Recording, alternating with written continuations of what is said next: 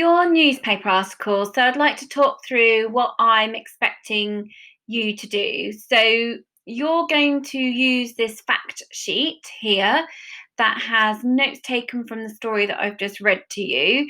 It also has quotes included as well. So you can use that, and it's going to be really, really, really important that you have that in front of you whilst you're writing your newspaper article. So there are two templates for you in the classroom on your assignment. One is electronic, that you can type or use dictation on your Chromebooks, or there's a printable version that you can print off at home and do some handwriting practice and write your newspaper article onto that. So that's your first choice that you need to do. Then when you start writing, I am expecting you to come up with a headline. I'd like you to include a picture, whether that be this picture here of the building fallen through because the upper story came through, and it looking sort of battered and twisted and burnt, or perhaps a picture of the boys assembling at the fire point outside the burning building. That would be fine, or the matron leading the boys out of what we now call the drawing room, but it used to be the headmaster's house, so the private quarters. Also would like you to do, your structure is going to be an opening paragraph, so that it really sets the scene. So you're going to be a newspaper reporter from 1947.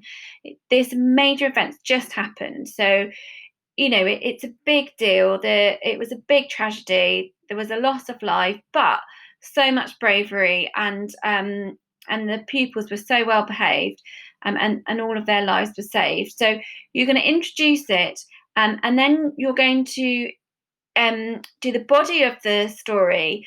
And I suggest that you use the 5 W's. So the when, the who, the where, the what, and the why. The who, there's quite a lot of who's, because you've got your teachers, your pupils, your staff, and you've got your firefighters as well.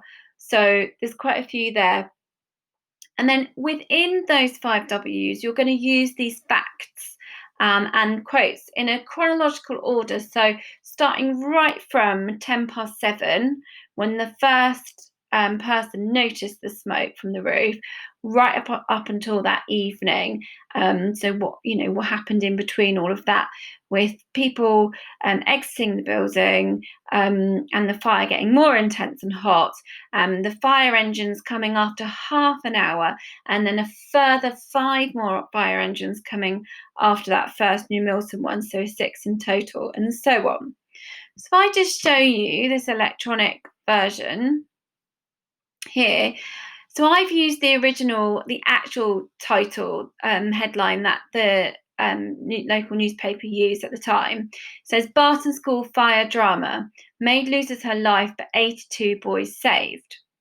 Now, I've started mine from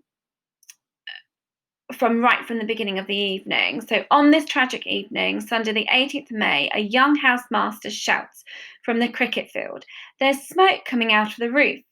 This was the beginning of a tremendous story, both tragedy, shock, and bravery. Now, I have a quote in there.